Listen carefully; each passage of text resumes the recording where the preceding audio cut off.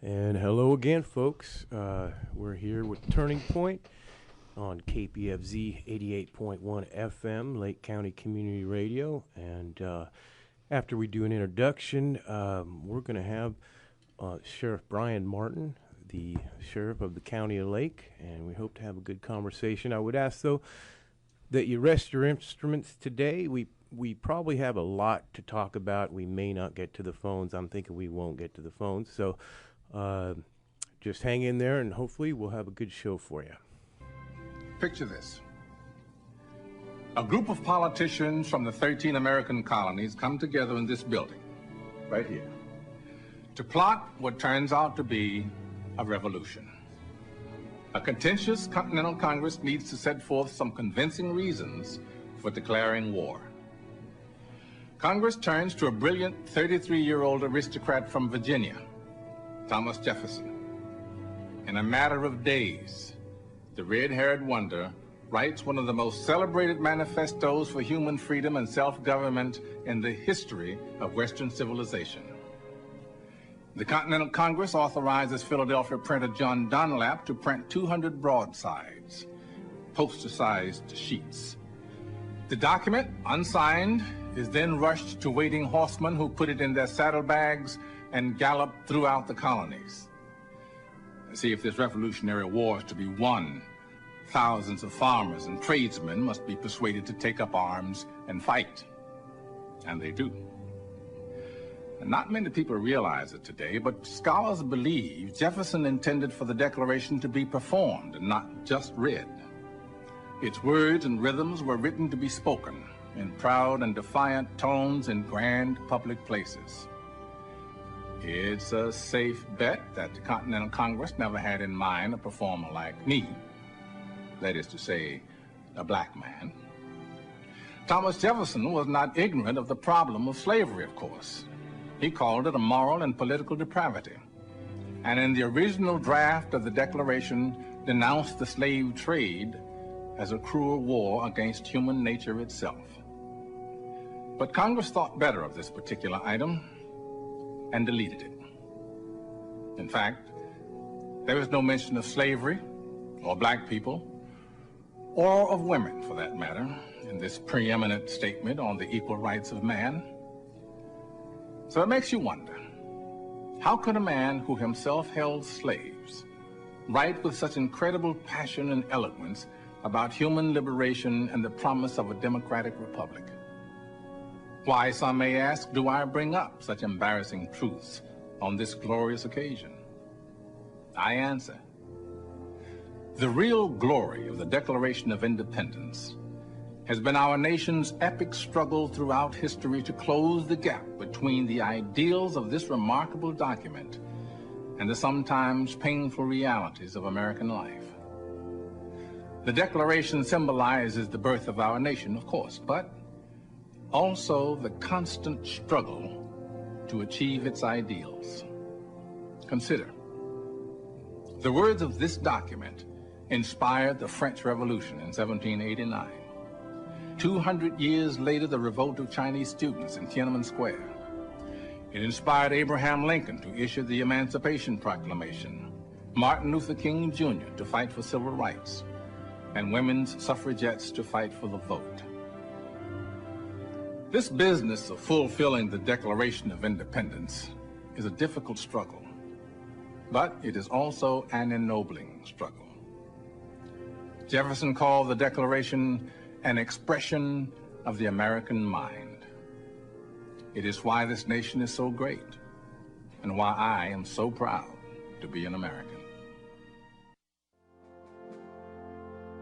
When in the course of human events, it becomes necessary for one people to dissolve the political bands which have connected them with another, and to assume among the powers of the earth the separate and equal station to which the laws of nature and of nature's God entitle them. A decent respect to the opinions of mankind requires that they should declare the causes which impel them to the separation. We hold these truths to be self-evident. That all men are created equal. That they are endowed by their Creator with certain unalienable rights. That among these are life, liberty, and the pursuit of happiness. That to secure these rights, governments are instituted among men, deriving their just powers from the consent of the governed. That whenever any form of government becomes destructive of these ends, it is the right of the people to alter or to abolish it, and to institute new government. Laying its foundation on such principles and organizing its powers in such form as to them shall seem most likely to affect their safety and happiness.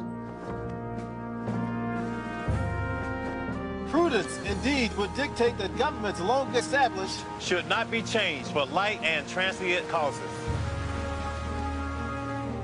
And accordingly, all experience hath shown that mankind are more disposed to suffer, while evils are sufferable.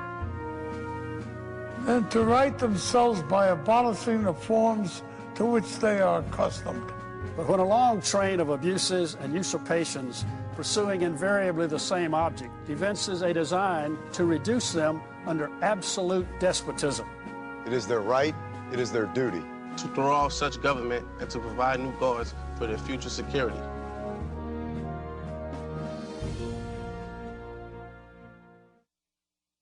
The Bill of Rights, the first 10 amendments to the U.S. Constitution. Amendment number 9. The enumeration in the Constitution of certain rights shall not be construed to deny or disparage others retained by the people. Okay, we're here, and I wanted to play that because I want that to set up a foundation for our conversation. From what we just played, I hold those truths to be self-evident. I've fought and struggled my whole life to try to, to help bring about what Morgan Freeman was talking about. This, we obviously were way short of the mark when we first, let's say, have this Declaration and Constitution, and we've been struggling ever since to try to get there.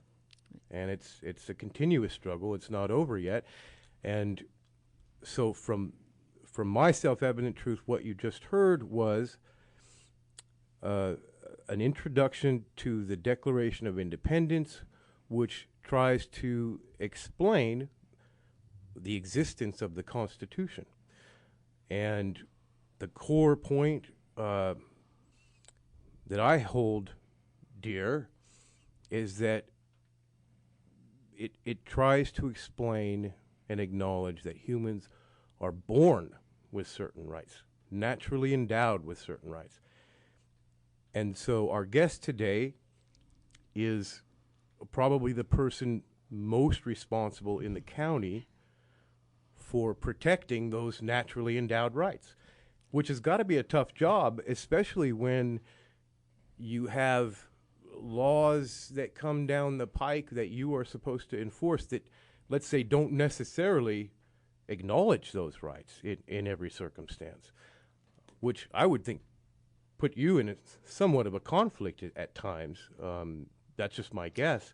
So I on the basis of that foundation, I want to introduce our guest, Brian Martin, the Sheriff, County of Lake. Hey, Brian, how you doing? Good morning. And Brian, I, of course, have known you for years. I've known and Ray I'm for years and years. to see you here today. Thank you. I'm glad to be there. Before we get going too far into it, I just want to make an observation that how many people out there envision Morgan Freeman talking while you're listening to his voice? Yeah. That's amazing what our mind's capable of doing. It is. Yeah, this whole the whole issue of human rights and the Declaration of Independence and the Constitution. Of course, the Constitution's the supreme law of the land in our country. Mm-hmm. And yeah, I certainly agree that our country was based on that premise, and I think it's a continuous effort to make sure that our rights are respected. Mm-hmm. And I'll start out by saying I don't think we're ever going to get to where I don't think there's a finish line in sight. I think it's just a constant work and effort. As society changes, so will our response in law enforcement and in the community in general. But what I will say is that the system won't ever be perfect, but it's the best system in the world. I'm proud to be an American. I know it sounds cliche, but I'm proud to live in the greatest country in the world, where we do respect human rights. There's always room for improvement, everywhere from our personal lives all the way up to our national government level. But I think we do it better than anybody else in the world. Yes, and we do, of course, have the right to question. Absolutely. And we frequently do. Yeah, I know. And we agree to disagree on things. But something happened this last week that I, as a citizen of Lake County, was very proud to see, meaning that I could view a video that showed somebody being apprehended that had been a danger to the community, was apprehended in a way that was not only safe with no one being harmed in the process, but treated, even on that brief video, with respect, in that the officer called out to make sure the person that was being subdued understood what would happen if they did something other than what they were told to do. And that is what we all need to look at, is that the officers were operating with respect for that individual's rights to stay alive. And could you say something about that video? Because I was surprised to see it, but delighted to see it, and I've shared it with many. Sure. Yeah, you're talking about the video I shared on our on the Sheriff's Office Facebook page and on my personal page. We had Super Bowl Sunday. It came out early. I actually gotten a call early on from our SWAT commander saying that we had information that gentleman was probably in Lake County somewhere, and he was wanted for several bank robberies, armed bank robberies, and he had made statements to people that he was going to go down shooting. And so we were readying the SWAT team to go out to the location where we figured out he was at, and he decided to come out, and that's about where the video picks up. He saw law enforcement out there and decided to make a break for it. Very, very proud of the law enforcement officers that were on duty that day. And I have to put out there that this originated as a Clear Lake Police Department call, and we were able to safely take that guy into custody, in large part because of the cooperation. There's been times I've worked at several law enforcement agencies, and there's often interagency rivalry, and sometimes it gets in the way of us doing our job. But at the end of the day, we're out there to make the community safe, and it was good to be in a situation where we have that cooperation with Clear Lake Police Department. They let us know the information that they had, so we could track this guy down. We engaged in that pursuit together, and as you saw in the video, that guy didn't have any regard for the safety of the people of Lake County. He sped off. You can't see him in most of the videos because he's ahead of the car that's in front of the camera. We coordinated our efforts. We had a deputy ready at a narrow part of Highway 20, which there's plenty of. He deployed spike strips, used good tactics, and what spike strips do is they deflate the tires safely. They don't blow tires out, and it ends up disabling the vehicle. And as you saw at the end of the video, he jumped out. He was armed. Is the information that we had. I think he thought he was going to make a run for it. And as you see him take a couple of steps, and figured Clear Lake was probably a little too big to swim across, and threw his gun down and gave up. And and that happens every day. And that's one of the challenging things in law enforcement, and that I see as a law enforcement manager, is that every day we have the vast majority of law enforcement officers going out and doing the right thing. It doesn't get a whole lot of publicity. We face individual challenges here in the county where we have staffing shortages in law enforcement. We lose people to higher paying agencies every day. Not every day, but all the time. It's very frequent that we lose people to higher paying agencies, and our numbers aren't up to where they should be. But I felt that it was important to put out there to the public, and nothing shows it better than video. What's going on any given Sunday when people are home and enjoying their weekends. That we're out there. Very, very proud moment for me to watch all of the law enforcement officers, including Clear Lake Police Department officers and our detectives. And what you don't see on the video, or is often overlooked, is the dispatchers. Yes. And their role in relaying information and keeping us updated, what they do. So, yeah, very, very good. The most important thing, the sergeant that was on duty said it best. He says, we got the bad guy off the streets and in custody, and nobody got hurt. And that's the most important thing, including him. Yeah. That's what was impressive to me. In fact, I didn't know until this moment that he was armed. So you're saying he was armed? Yes. If you watch the video, you can see him throw it down. He throws really? his gun down. Oh, yeah. So he had guns pointed at him before he threw it down? Yes. Yeah. See, now, I really applaud that circumstance because, there's situations that come down where possibly the guy would have been shot before that. Before that, yeah. And so quite impressive. Yeah, good it job was. to you Thank guys. you. Very well trained. Thank I think you. a lot of people think that we live in a rural area, so maybe our law enforcement officers aren't as up to par as in big areas. It's absolutely not true. We go through the same training. We expect the same standards they do in larger jurisdictions, and those larger jurisdictions recognize that about us. That's why they recruit from our agency. I hate it. It makes me mad, but when they do that. At least what I get out of that is affirmation that we're doing things right here. Because they want those. Because they want our your officers. Yeah. Mm-hmm. Officers do live in a fishbowl. Yes. We know that. Everything an officer does is under scrutiny. And I was thinking, yesterday about what about an officer's right to privacy?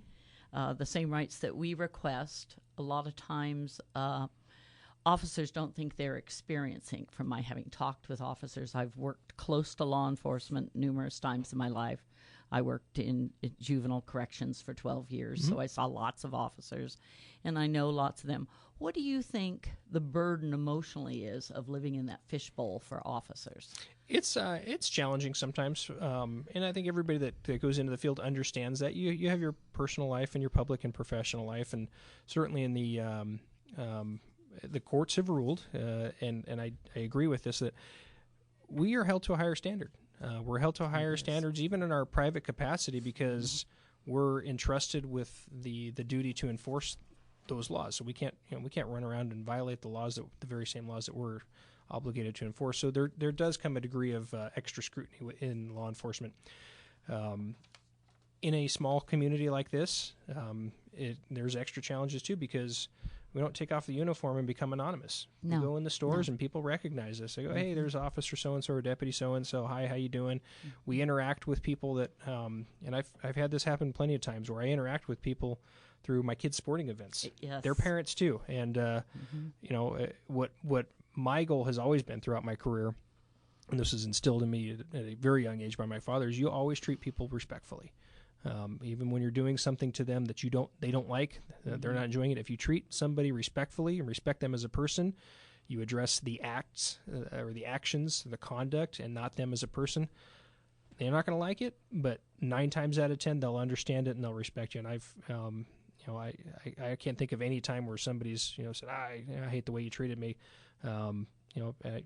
To this day, I go to sporting events with, and interact with people that I've come into contact with during my professional capacity. So, additional challenges that we face here in a small community. It's not like, you go in the Bay Area and you live 10 miles away from the city that you work in and you'll never ever run into anybody.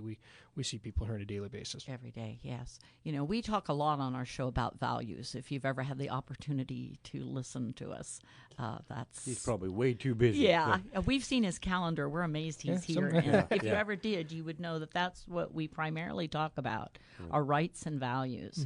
And integrity is such an important part of being an officer and being responsible for other officers and then being responsible for the community. How do you see the interaction between your integrity and the laws that you must enforce? You have to have that in every... The question always, what's integrity? And it's doing the right thing even when nobody's looking. And so people expect that, and they expect that you're going to do the right thing because there's times our job requires it. Sometimes it's you and the person you're talking to out in the street, and there ain't nobody else around. When I started in law enforcement, that was more so the case than it is now. Today, over the years, there's been a change in the way society views law enforcement. There's been some high-profile scandals that have affected us in law enforcement. Starting, I'd say the first major one was the Rodney King incident. Yeah. And I remember that very clearly. I was in the military police academy, and the drill instructors turned on the TV, and that was the only time we got to watch TV during that school. They said, you need to watch this. You're going into law enforcement. Today is the day that law enforcement is changing. And I've seen it over the course of my career that it used to be that if an officer was on the stand testifying and they said it, everybody believed it. And now we've gone to to where maybe we don't believe everything. And I don't like that, but I don't necessarily think it's a bad thing. And so technology has kept us in check. Mm-hmm. The officers that are out on the streets nowadays operate under the premise that no matter what, somebody's videotaping you. Somebody's videotaping us right now. No matter what. So even if you think it's just you and that other person, there might be a camera on you. Right. And we see that the officer down south, back east and down south that shot that guy, and somebody was videoing it. Absolutely, that guy should go to jail, go to prison for murder, because that's what that was murder. And that's 10, 15, 20 years ago, maybe he would have got away with it. Yeah, because there wouldn't have been any proof. Yeah, but now we're out here. I think it's healthy that that those types of things happens because the officers know that, hey, I got to do everything right. There might be somebody out there watching me, and it's good for everybody. It's good for us that are in the profession.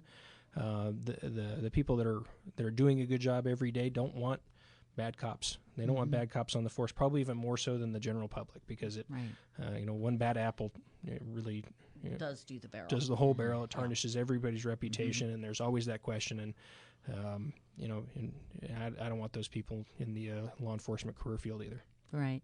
Well, as we know, in Northern California, we're going to have some very challenging times in the future because laws keep changing, regulations keep changing. We are often asked, who is following up on things. And as you pointed out, with the new technologies, we know what's done at the time of things. But Ron and I have spent a lot of time also looking at situations where people claim certain things were done that there is no witness to, or maybe it wasn't done right according to the letter of the law. It appears, but we don't know how people go back and follow up on that. Could you talk about, when you get complaints, what you do? Just talking about complaints in general? In general, just in general. Yeah, I mean, if we do whatever we can to find out what actually happened. So whatever resources are available to us, and your question's so broad, I don't know if I can. You can narrow it down if you wish. Let's Use say an example. Let's say somebody complains about an officer treating them rudely on a traffic stop. Okay. The first thing that we would do, we equip our vehicles with the mobile audio video cameras, much like the ones you saw. We're getting new and more improved ones all the time. Is go back and look at that. When I started my career, those were very, very new, and not everybody had them. We had a couple cars at the police department that I worked at that were equipped with them, and people would come in and, generally if you had an interaction with law enforcement, people aren't happy about that. So they'll come in and make a complaint and go, well, yeah, maybe I wrote it, but I'm going to get that cop back. I'm going to complain that he was rude to me. And so way back when, it was this big thing where you have to interview the officer and were you rude? What'd you say? What was your tone? And you talk to the person who's making a complaint. Well, now we can just simply go back and hit play and see, did this actually happen? Was the officer rude? And I think maybe you're talking about situations where that doesn't occur. Yeah. Those are more challenging. And then we revert back to, I think people are accustomed to, hey, we have the information available now, but it's not always available. It's not always whenever it is. Like I say, whenever it is, we use that to find the facts. That's pretty black and white that way, Yeah. And then the others, if it was another, who would do the investigation? If it was, is there somebody from within the department that specializes in that? Generally within. High profile, I talk in generalities. We have a protocol in this county. There's several counties have similar protocols. It's called a fatal incident protocol. Right. And not necessarily that somebody could die, but if there's an incident where an officer uses a level of force that might result in serious bodily injury or death, there's a protocol that activates where there's dual investigations going on. The Sheriff's Department runs its own administrative investigation, but the District Attorney's office comes in. The District Attorney is an independent, outside elected official, and he has a team of investigators who are also peace officers, and they'll come in and do a criminal investigation to make sure that no crimes were committed. Okay. So there's when there's big situations like that, of course, they're not going to come in and, somebody said Deputy so-and-so was rude, they're not going to send somebody over for that. Exactly, that's not for that. But yeah, when we have an incident where, say there's an officer involved shooting, in custody deaths. They come in and investigate that too, and it's an extra set of eyes on there. It's an effort to increase transparency. Right. Thank you. Because a lot of times people come up to people who have worked close to law enforcement and say, I need to complain about something. What should I do? And I generally tell them to call and see who was in command at that time and let them know what had happened, and then it'll go from there. Because, every officer, every person, Ron, Ray, Q, any of us can be accused of anything. And that's why we're always so concerned about our rights being respected. Is there respect in general, as you said? That's always a good first start. What are you thinking, Ron? I see your wheels turning. Oh, I'm just thinking lots of stuff. But one of the things I'm wondering is because like we said, no government's perfect, no agency's perfect, no no person. There's always room for improvement, and so and I personally have heard different stories, since I've lived in Lake County, more so before you got elected, but good to hear different things. Sort of a paramilitary kind of vibe happening in the sheriff's office. I'm talking about before you got elected. I don't really know what's going on now. What I will tell you is there's a bit of that now too. There's a bit of that now. Yeah, and there's a reason for that. Yeah, sure. Yeah. But then there's also, just to keep that question going, is, I've also heard of incidences, and I don't want to get specific, but just generally incidences where people felt disrespected.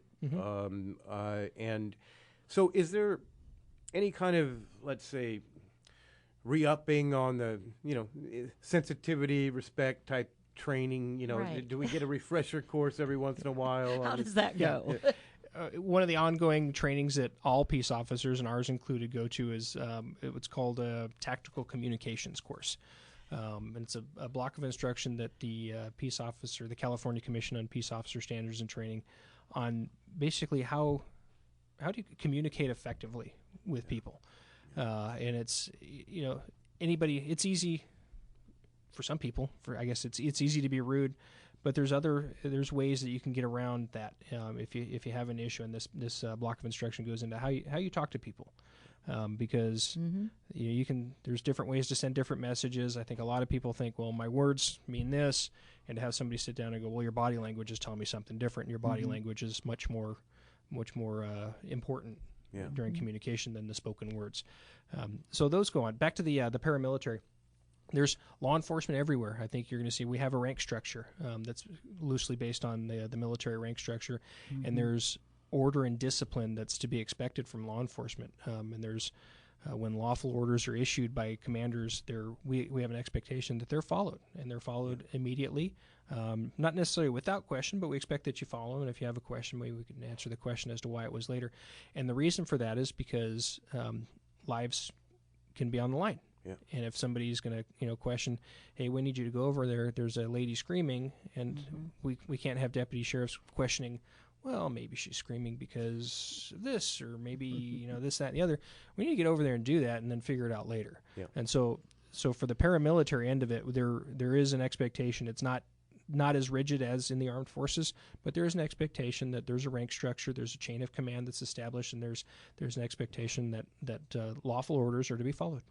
Sure. So that's still there, but again, my leadership style, I think, is one of, we can do our job, but we can also respect people while we do our job and still be effective. Right. There's a big difference when people see you as paramilitary to if they saw you as stormtroopers. Yeah. Yeah, big difference. And I think there's big difference. I think there's two sides that win when there's an attitude of respect, in every situation, and that's not only the person who is hopefully responding better to what's being, presented by the law enforcement to this person. But back to the video. There's also, I think it helps law enforcement stay safer because you defuse situations that could go a completely other direction. Absolutely, so it's a win-win. And we go back to the video. It's just coincidental that I put that video out, but I'm going to tell you right now, none of those cops wanted to shoot that guy. No, and I don't think that guy wanted to get shot. but everybody wanted to be able to go home at some point. You bet. Yes. So it was apparent in the tone of the voices. Mhm. They had command, but they also were attentive. You Yes. could tell, very attentive. It was a very serious matter, Mhm. and I know that everybody that was there was intent on going home that evening. Yes, so. yes. Excellent. Yeah. Well, I'm glad we went down that road. That's all good stuff. I want to bounce back though to the introduction, the foundation Right. that I was trying to set here. So when you look at the Constitution, when you read the Constitution, when you read the Declaration of Independence, it's clear that folks were desperately trying to make an effort to not only acknowledge that, I know you hear this phrase a lot bantied about, that we have constitutional rights. Mhm. Okay, you'll never hear me say that, because what I feel we have in my interpretation of why the document's there and all the information that gives us reasons why, it's because we were born with rights, and that document is supposed to help protect those rights of all across the board. And then it definitely points in a certain direction to give authority, jurisdiction to Congress over commerce issues, right? That is one, unquestionable, legitimate, according to the Constitution, jurisdiction of government. So creating regulations Of around federal government. federal Yes. and state, and state and frankly even county at some point. So there should be no surprise to people when governments pass regulative devices and laws to regulate commerce or things that are related to commerce.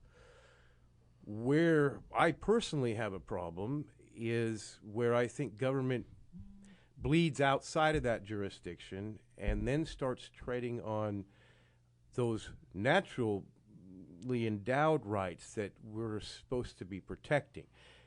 So, and the specific example I would give is what I would consider to be one of the most fundamental rights of a human being, right up there with breathing and procreating and things like this, would be if you are trying to take care of your own needs outside of commerce, right?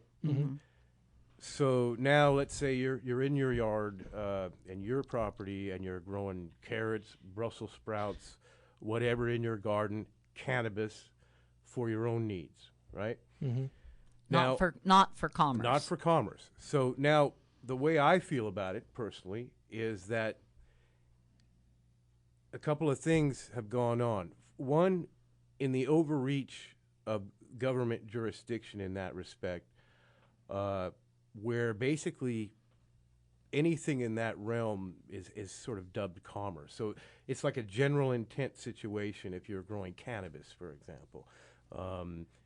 We're just going to assume that you're growing it for commerce because that's where the authority really lies in the law.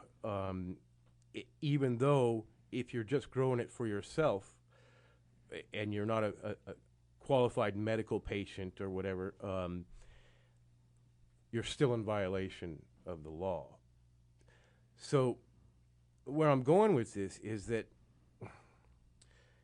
not only does that, in my opinion, that overreach of jurisdiction, which is not you didn't do that. You're trying to enforce laws that have been passed by representatives and whatnot. But that overreach from commercial, a definition to it doesn't matter, it's general intent. If you're doing it, you're guilty,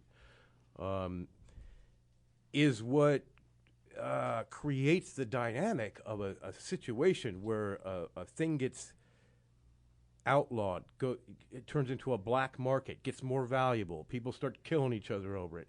Of course, people are going to be involved in the commerce end of it because it's so valuable, because of the overreaching restrictions, I believe, that have, where government has overstepped its authority. So how do you feel about this balancing act, this tightrope that it seems to me you've got to walk between your ultimate duty to protect the natural rights that people were born with, and then your immediate duty, which is to enforce these laws that may or may not be infringing on those natural rights.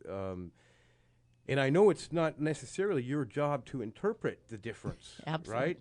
right? It's your job to, but at the same time, you're sort of our first line of defense to protect our natural human rights. So that's got to be tough.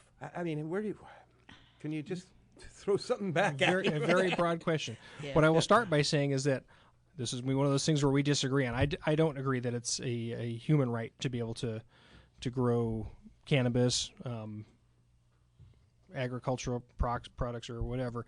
So your question's kind of based on the premise that I need to agree with you on that. I don't.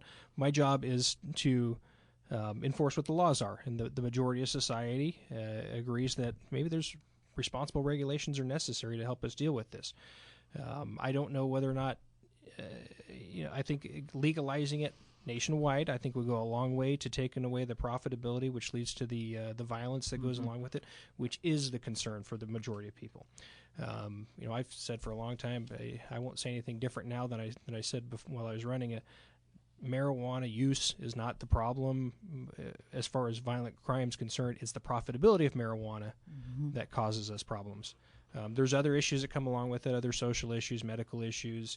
I think if we go down a path where we're calling this your natural right, then we go down the path where when do we start denying natural rights? Studies have shown that the use of marijuana in people under the age of 25 causes some health concerns, causes some brain development concerns. These are scientifically studied and proven things, and those are where it turns from an individual human rights to a societal rights, because it's society that ends up picking up the tab or paying the cost for that somewhere down the road. We've come a long way with the Medical Marijuana Regulation Safety Act that went into law this year, and I think some of your issues are addressed in that. I think it was written with an eye towards that, maybe individuals do have some rights, and not everybody's growing it for commercial purposes. And so when they frame the laws, it's necessary to have that framework, because when you ask me to do my job, I need to have that framework. I can't go in arbitrarily and apply what I think is best. I can go with what the law says, and here's what the law says, or here's what the law doesn't say. If it doesn't say this, then that means something, and if it does say something, then it means that. With the new regulations that go into effect and it's applicable to medical marijuana, so you still have the requirements that you have a doctor's recommendation, but you are allowed to grow in a limited area and limited ability. It also addresses the ability of the government to, even if you have the ordinances in place, our community growth boundaries, you can't grow within 1,000 feet of schools. We still have the ability to enforce those, because we don't want those near schools. It's still we still will have the issues associated with it. And again, it's not, nobody's going to, I don't care, Ron, if you use it. But if you're growing commercially and then somebody shows up at your house and robs you and shoots you, or a stray bullet goes somewhere down the road, those are the issues that we're trying to prevent. So, dealing with that, I must say, those are the issues I'm trying to prevent as well. Yeah, we all are. Yeah, we all are. Yeah, I think society is in general. Yeah. So, and again, what I will say about the Medical Marijuana Regulatory Safety Act, so they call it MRSA, which is unfortunate. Yeah, which is unfortunate. But, I think it goes a long way. There's, from the different propositions, Prop 215, the various laws that have come out along the way. I think this is probably the best iteration of how government's going to deal with medical marijuana. And again, I think next year we're going to see an effort to legalize it for personal recreational use. So we'll be dealing with even more changes. So, like I say, what I will say is that your legislators that crafted that bill probably took into consideration some of what you're saying. But again, when they write these laws, and I'm expecting enforcement, I have to do what's best for the majority of society.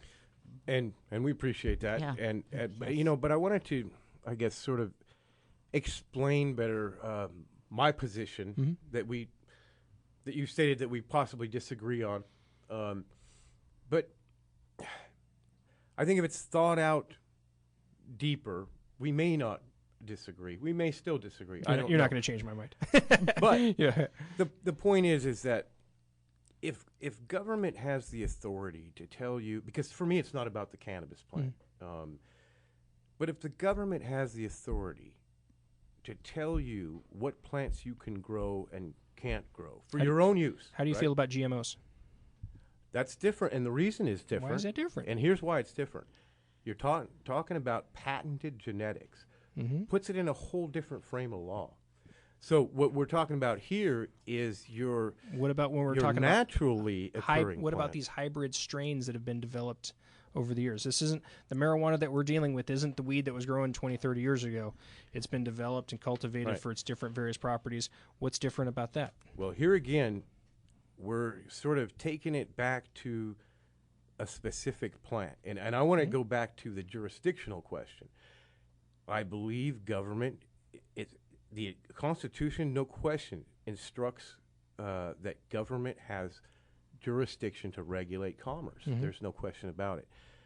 But it also instructs that the people hold certain rights, regardless of everything else that's written in the Constitution. And it seems to me that if one of those fundamental rights that you hold isn't to access the natural world, right? Natural plants, whatever they be, and GMOs are in a different category because they've been genetically engineered in effort to patent and privately own. So that becomes not necessarily part of the commons, although we could have an argument about where they get their genetics. Yeah. But when we're talking your natural human rights, there has to be an acknowledgement of the natural commons, right? And then it's your natural human rights that interact with that commons, and that's what keeps us all alive. Yeah, at this point right now, most of us are going to the grocery store and to get our clothes at wherever, and we're not doing this stuff for ourselves necessarily in our own, spot. Right, but, and there's commerce involved in all of those. Right, there's commerce involved in all of that. But it's the preservation and protection of those fundamental human rights that would, I believe, keep us from getting into situations like the one we're in now with cannabis. So if we had acknowledged the human right to begin with and stuck with just regulating commerce, right, and didn't try to tread over this line where we tell people what plants they can grow and can't, we wouldn't have necessarily this war, right? Which is what the government has dubbed it, not me. They've called it the war. And so that's bizarre in itself that we have a war on plants, on the people that use the plants. If it's about commerce, okay, I acknowledge that and support that regulative authority. But I feel that the mess has come where it's stepped over that line. One of the other problems with your proposition, and if you're going to try to convince me to agree with you, I won't. No, I just want to have a conversation. Honestly, but what? All right, then what happens when it goes from cannabis to opium poppies, and it goes to coca plants, and people are growing, manufacturing cocaine and heroin in our neighborhoods? What happens then? Are we talking commerce? Because it needs to be regulated according to the Constitution, and I would be... Well, if I know what's going to happen when I show up at somebody's opium poppy field, they're going to go, oh, this is personal use. I'm just using this, and so what happens then? That's why we have investigators and people that can determine that it was for commerce. I'm saying that there's a big, broad net being cast out there right now, and we're catching a lot of dolphins with tuna. And so it all, for me, relates back to this original notion of what government's responsibility is and how maybe, and I'm definitely not trying to argue with you here. No, good conversation. I like this conversation, But I think it all stems from this getting away from not just fundamentally government's ultimate mission to protect the human rights. But I think there's a corporate influence in the background constantly happening, whether we like it or not, or think it is or not, that helps influence these laws, all of our laws, and frankly had a serious influence on the origination of these laws, where they decide what plants you can grow and can't grow. Right. And we've just, honestly, I don't know that, like I was saying before, people think they have constitutional rights. They don't know that the Constitution is supposed to protect rights they were born with. This is the zeitgeist. I mean, it's such a different line of thought on either end that you can't help, if you're thinking from this other end, where the Constitution grants you rights, where everything's a privilege, or this or that or the other. I don't see how you can avoid losing your natural human rights and the protection of those in that scenario. Things are so far down. I mean, even though I absolutely agree that we have one of the best systems in the world, especially in your effort to represent yourself, to try to bring your truth into a courtroom, whatever that is. But at the same time, we've got more people in prison than anybody else in the whole world. And that takes me to, I'm that nuts and bolts person. Everybody needs one. We have a philosopher and a nuts and bolts. And how much difference would it make for your officers' time if they weren't having to deal with what Ron's talking about, if just personal use marijuana and not the huge fields for commerce? We don't spend a whole lot of time on That's personal what use I wanted issues. to know. Yeah, we don't. And what I tell the narcotics guys is, don't mess with people that are clearly growing for personal use. There's plenty out there to keep us busy. I think last year, 278,000 plants roughly in a year, and that's a lot. I mean, over 250,000. That's not even one of our highest years. We've had years where we've had over 500,000 plants, and they're dealing with those issues. So a majority of what they're dealing with are people that are engaged in the commercial stuff. Okay. Code enforcement also has its efforts in enforcing the local ordinances there. And I think what a lot of this gets down to is there's got to be a balance. There's got to be a give and take in balancing the human rights. The courts address human rights issues, but they also address the what they can as far as the laws. The legislators address what they can as far as the laws, and there's got to be a balancing act. And where we're at in the balancing act is you struck it. Sorry to interrupt, but I'm impressed by what you just said. Thanks. For me, I wouldn't want your job for anything. It's fun. I'm telling you, and I'm sure it's fun. But the balancing act, I don't see how you could do much better than what you just said. You said, hey, we're going after commercial grows. Let's not, spend our time going after personal. If we can see it's personal, we have, things to do in this other. I mean, I don't see how you can do much better than that. And I will the tell way you, the law is set. And even that is changing with the medical marijuana regulation safety. They've written out the requirement that the cultivation or engaging in cannabis activity has to be nonprofit anymore. Now it can be commercial. It can be a for-profit enterprise. So again, that's going to throw in another wrinkle in there. Right. And what it has to do with is the licensing.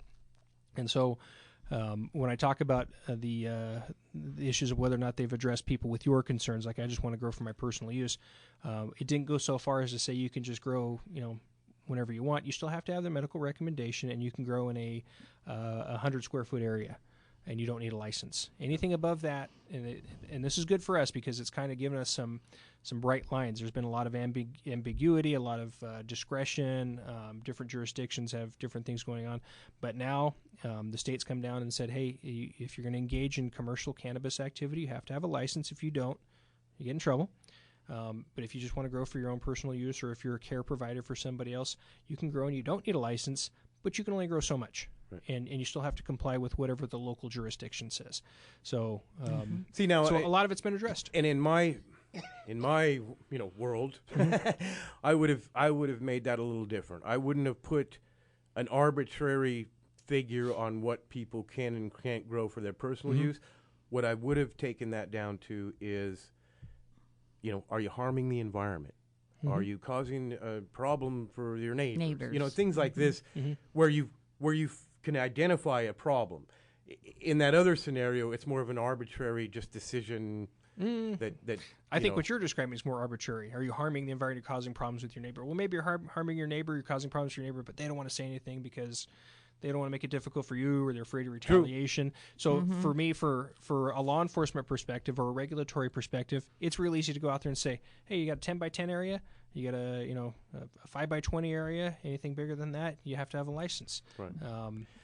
And so, Can I express an opinion? We've been joined. One second, James. I'm sorry, but I just want to finish this. James out here. Blue Wolf joined us here. Hi, James. And I really want to let him on here, but I just want to finish off with this, because I know I probably sound like a crazy guy to you here with some crazy ideas, but you must be aware, obviously, that we tried to secure human rights on the ballot last time around.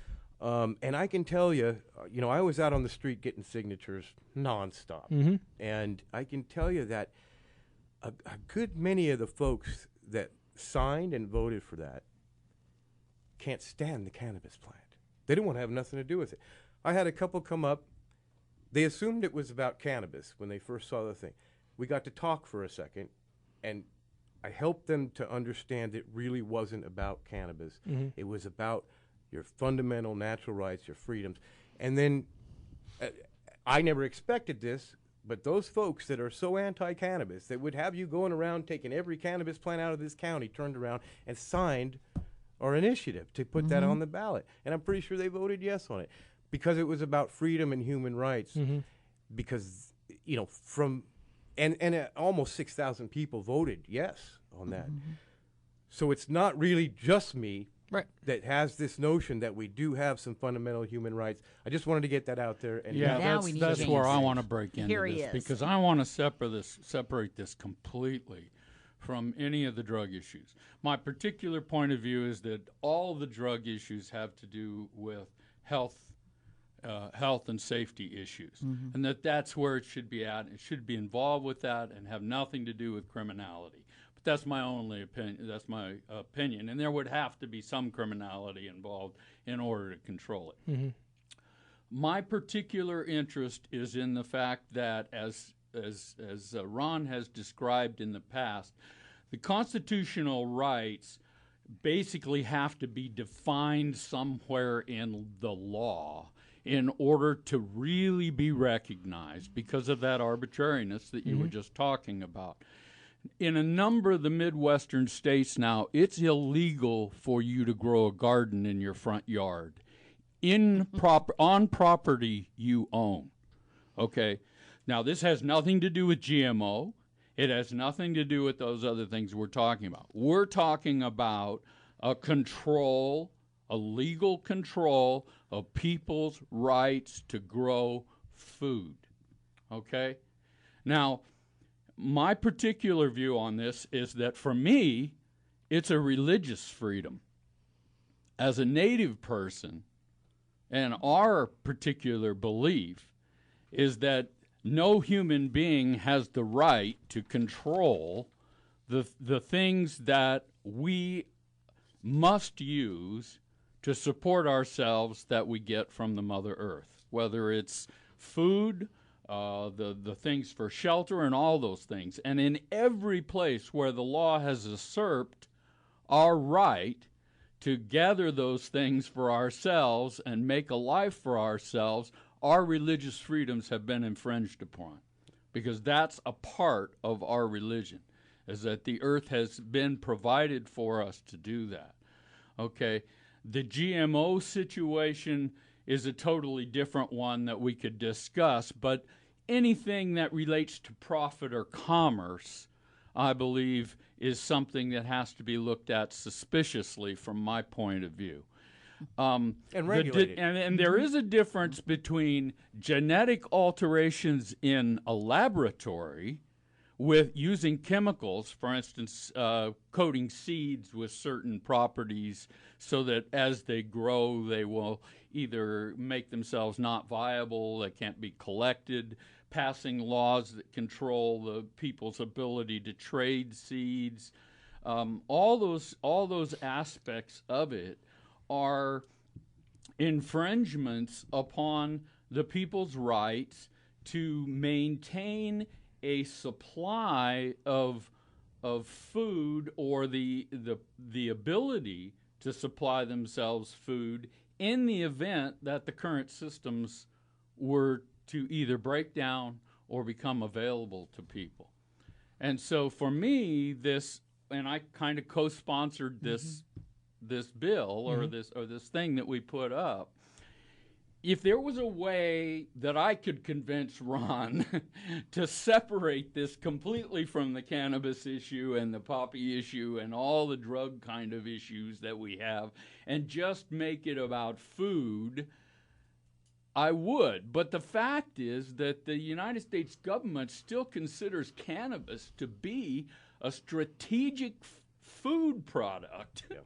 As true. Well as a fiber product and everything else. It's on listed the in list. GATT and NAFTA it's as a still strategic on food the resource. list. But okay, the reason we can't do that is because we're talking about a jurisdictional issue. Yeah. You can't just take one puppet and not count the other puppet. So we're talking about all plants. But anyway, my without trying to convince you, well, I have to say that I come at this from a different point of view, because I know that people are focusing on the fact that cannabis was not selectively eliminated from this proposal, that the poppy was not selectively eliminated from this proposal.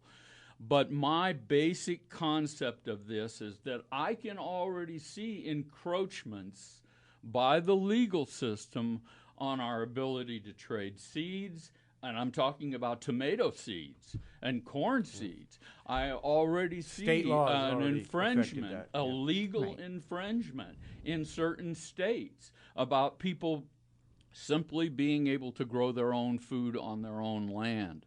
And my fear is that unless something like this gets established in law, where a personal human right is recognized in that regard, that we won't really have the opportunity to protect ourselves against this going further and further and further down the line. And I see it as just ludicrous that you would have to send an officer out to arrest me, a grandmother, for having tomatoes in my front yard. Well, that doesn't happen, yeah. But it can happen because of the jurisdictional question that we're struggling with here. And you know what? We're out of time here. We're cutting into James's. I just want to... You can go on if you want. Well, he's got to go. The sheriff's got to go. I just want to thank you. Hey, thank you for having me. I hope you come back. I hope we haven't, We will. Yeah, we'll do it again. I always enjoy coming on KPFC radio programs. You're probably not going to have this discussion with most other folks, and I think it's a good discussion to have. You know, and like I said, I try to make myself open and available. We won't agree on everything, but you know, at the end of the day, I think we everybody that's involved, community radio, law enforcement out in the community, wants what's best for our community. So thanks again, Sheriff. Thank you so much for being good work, here. man. Thank you. Appreciate it. All right, take care, Ray. Take care. We hope to have you again. All right, we'll do it again.